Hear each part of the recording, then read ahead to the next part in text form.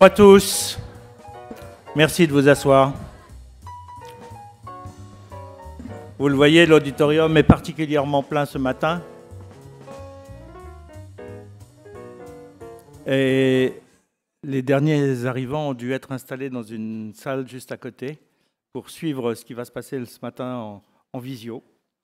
On a également du Zoom pour d'autres établissements. Donc, vous êtes là, théoriquement, il y a 292 places assises dans l'auditorium. Il y a 20-25 personnes qui sont déjà dans la salle à côté, en visio. Et il y a à peu près encore 60 à 70 personnes qui sont en visio dans leur établissement. Parce que voilà, ça s'est rempli particulièrement rapidement. Je vous en félicite. Je remercie les chefs d'établissement qui sont présents. Je ne vais pas tous les nommer, mais en tout cas, voilà, il y a des établissements qui sont venus avec l'ensemble de leur équipe et c'est extrêmement appréciable de pouvoir compter sur cette volonté de rencontre, de partage, de cette ouverture sur l'autre, parce que sortir de son établissement, c'est aussi se confronter à la diversité des établissements qui habituellement ne sont pas forcément en relation les uns avec les autres, des enseignants qui ne sont pas forcément dans tel ou tel établissement. Certains enseignants sont dans plusieurs établissements, mais là, c'est beaucoup de diversité. Et c'est très important qu'on puisse la mettre en œuvre au moins une fois par an. Je vous le dis tout de suite, je le redirai en conclusion de la journée. L'année prochaine, on va commencer dès maintenant à chercher une salle plus grande. Donc ce ne sera pas l'espace Rachi. Là, le bâtiment, dans sa globalité, ne peut recevoir que 400 personnes. Et visiblement, c'est trop peu.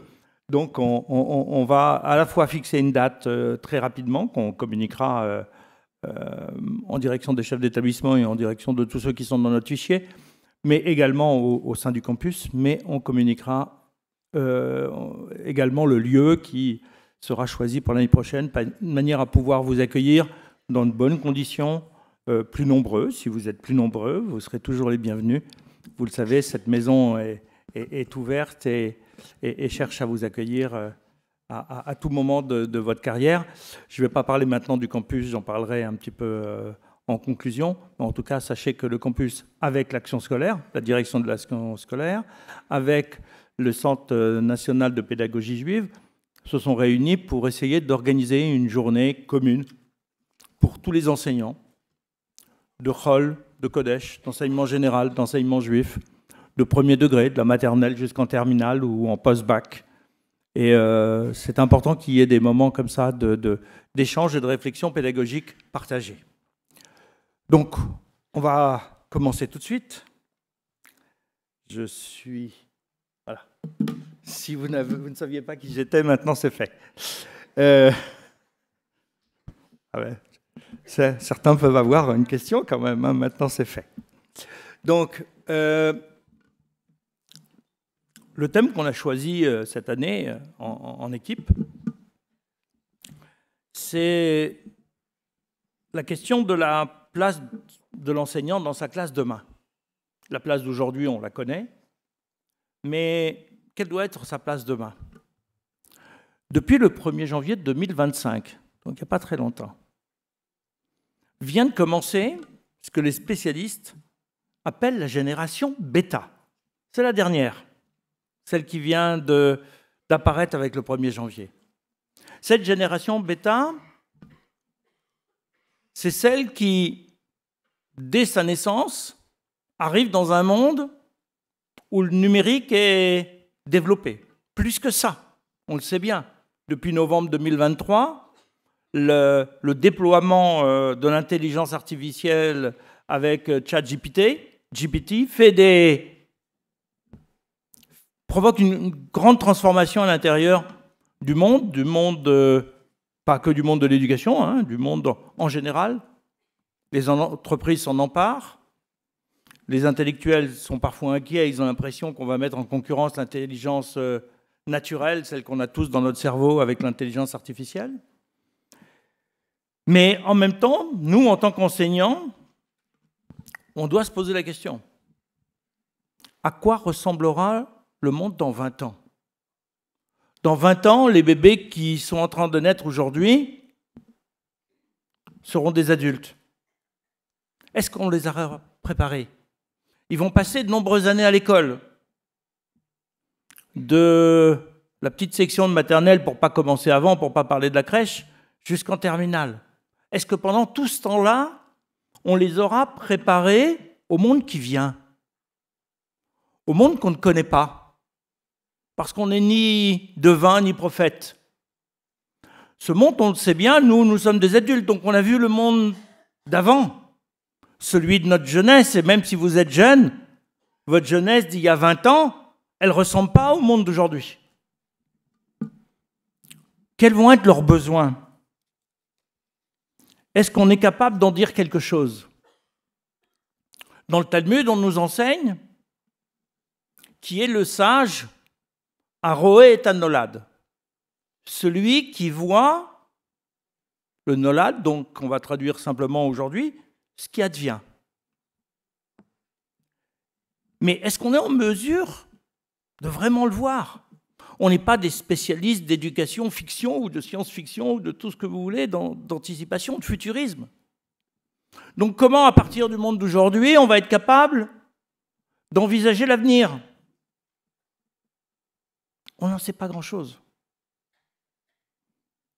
Quand je passais le bac, il y a quelques années, ne souriez pas, on était encore à la règle à calcul. Les plus jeunes ne savent même pas ce que c'est. La calculatrice était interdite. Aujourd'hui, comment, au moment où je passais le bac, il y a quelques années, on pouvait anticiper qu'aujourd'hui, on serait dans un monde où finalement tout est dans notre téléphone. Avec notre téléphone, on peut tout faire. On peut aller sur les réseaux sociaux, on peut aller consulter sur Internet. Rappelez-vous, on avait l'habitude, lorsqu'on cherchait un mot ou une notion, d'ouvrir un dictionnaire. Qui ouvre un dictionnaire aujourd'hui? On regarde le téléphone, sauf Shabbat, on a encore, comme on n'a pas le téléphone Shabbat, alors on va ouvrir le dictionnaire. Mais encore faut-il en avoir un chez soi. Donc ce monde va très vite et puis on n'est pas en mesure complètement de voir comment il va évoluer. Mais en même temps, ne pas y préparer nos élèves, ce serait une faute morale. Parce qu'on les handicaperait. Est-ce qu'ils vont se préparer tout seuls? En partie, oui, mais pas uniquement. On ne peut pas non plus tabler uniquement là-dessus. Donc il nous faut réfléchir aux compétences dont on aura besoin pour demain. C'est quoi Roé et Tanolad? Comment comprendre cette expression de voir ce qui advient? La première lecture qu'on peut en faire, c'est de comprendre quelles sont les conséquences des actes que je mets en œuvre aujourd'hui en tant qu'enseignant. Réfléchir sur l'impact de notre posture pédagogique. Est-ce que j'encourage l'enfant à évoluer pour développer ton potentiel ou je vais le freiner en le stigmatisant? Est-ce que je vais choisir de ne développer que la tête de classe, parce que la queue de classe, je me dis, de toute façon, ils ne s'en sortiront pas, alors à quoi bon s'en occuper? Est-ce que je vais décider que dans ma classe, comme ce n'est pas de ma génération, il n'y a pas de nouvelles technologies? Mais en même temps, eux, ils sont nés avec. Alors, je peux ne pas encore savoir utiliser un tableau numérique, mais il faut se dépêcher. Je peux ne pas être sur les réseaux sociaux. Ce n'est pas une obligation pour l'enseignant, mais je dois au moins savoir ce que c'est.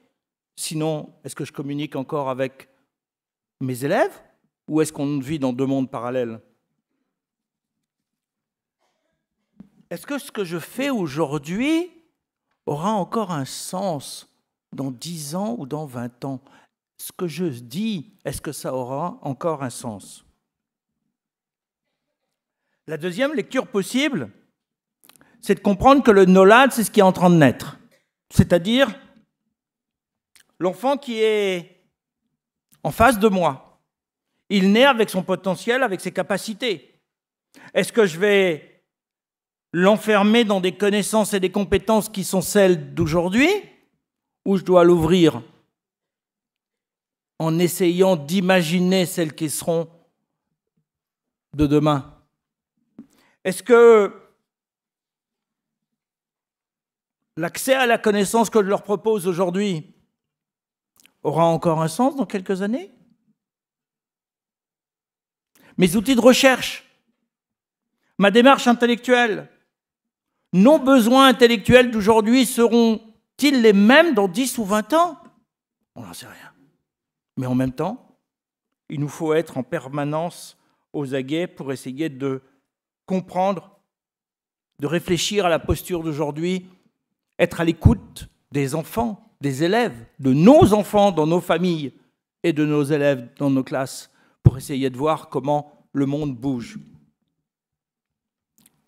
Et ça va nous amener à relativiser nos certitudes, parce que nous avons des certitudes d'adultes. Or, ces certitudes, lorsqu'on aura 20 ans de plus, peut-être qu'on en rira nous-mêmes. Est-ce que j'étais sérieux avec mes théories toutes faites qui ne prenaient pas compte de l'avancée du monde qui accélère de plus en plus? Est-ce que j'ai bien fait d'essayer de leur donner des réponses? Ou est-ce que j'aurais mieux fait d'entretenir chez eux leur pouvoir de questionnement? Parce que la réponse, même si on en a besoin au quotidien, la réponse ferme.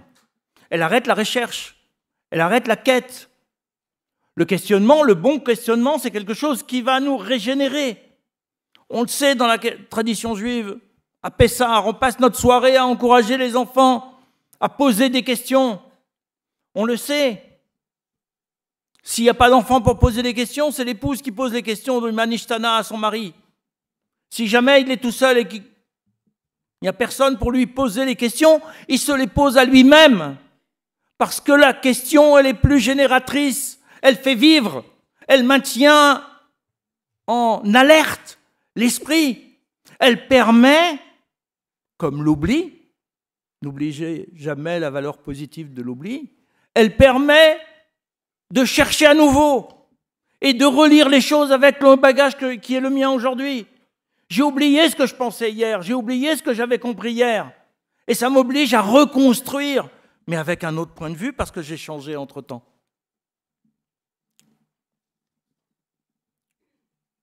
Prenons encore un peu plus de recul.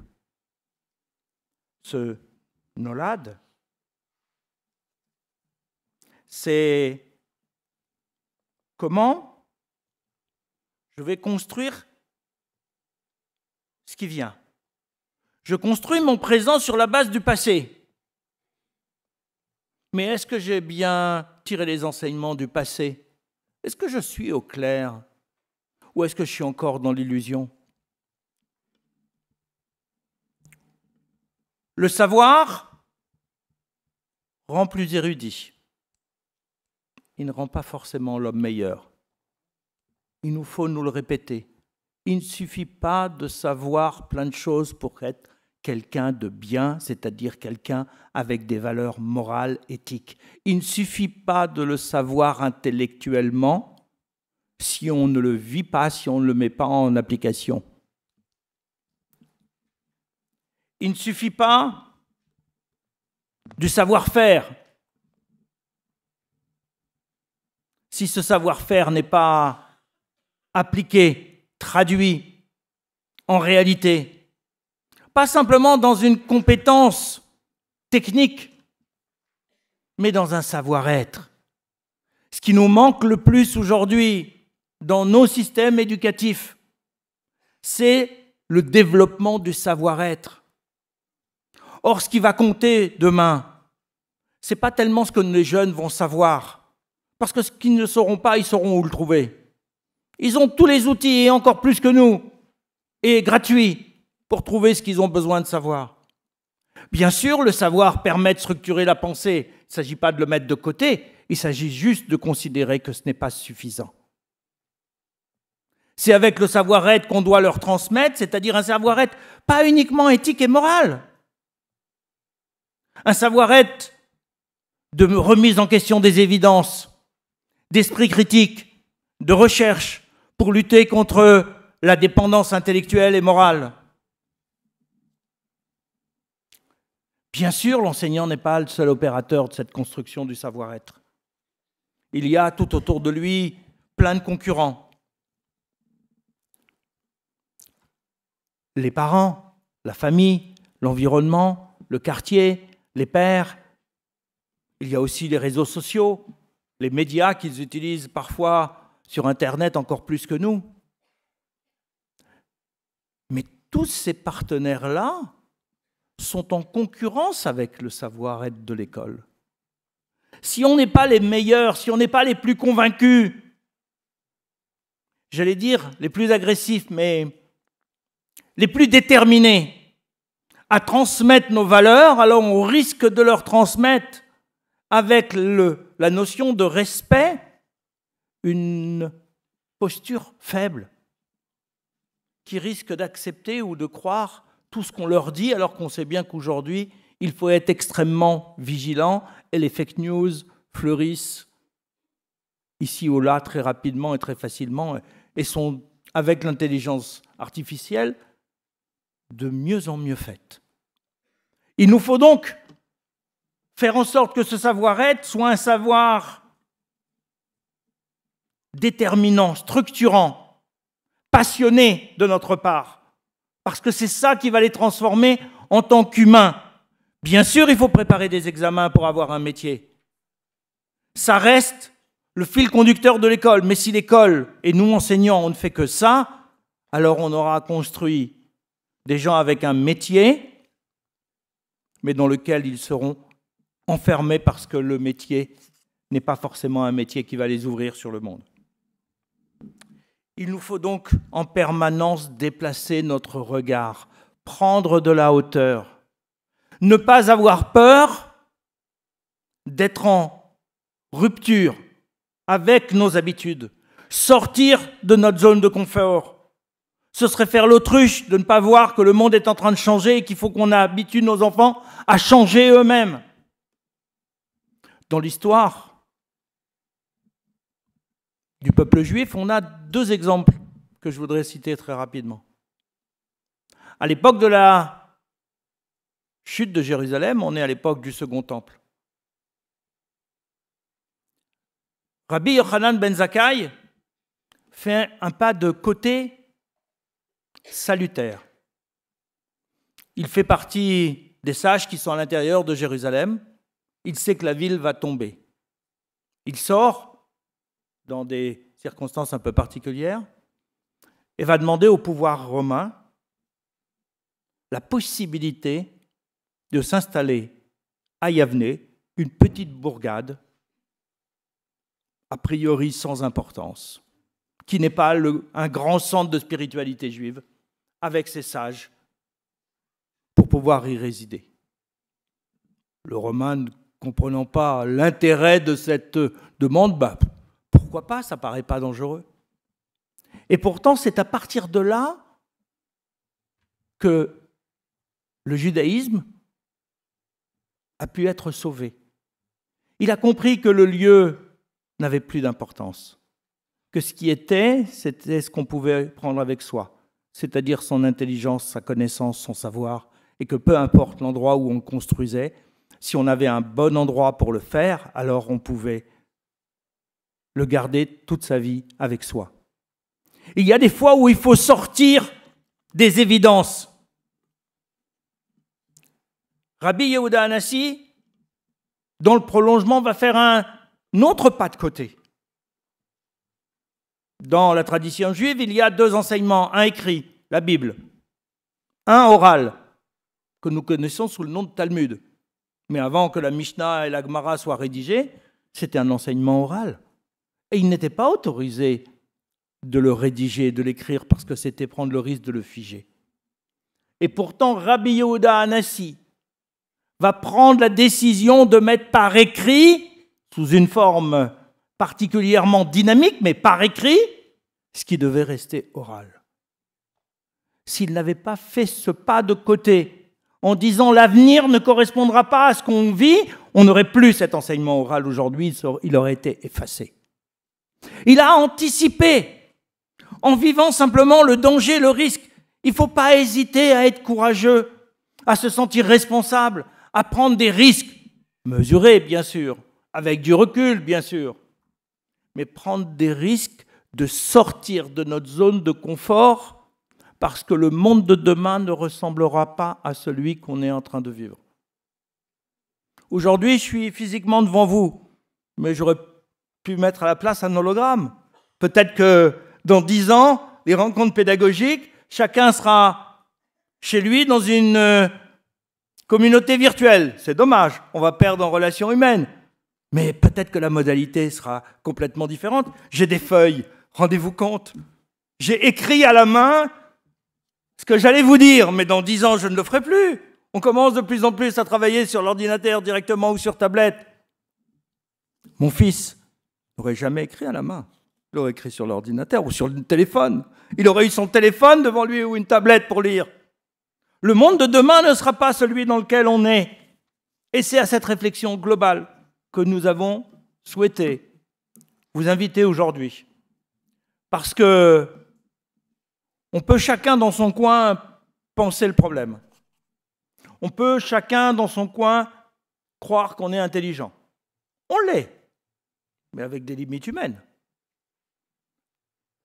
Ensemble, on peut mutualiser nos intelligences, faire en sorte que les réflexions de chacun et de chacune puissent participer au groupe. Parce que, au-delà du système de l'éducation nationale, au-delà des problématiques de programme, de progression pédagogique, qu'il ne faut pas abandonner, mais il va falloir les penser autrement.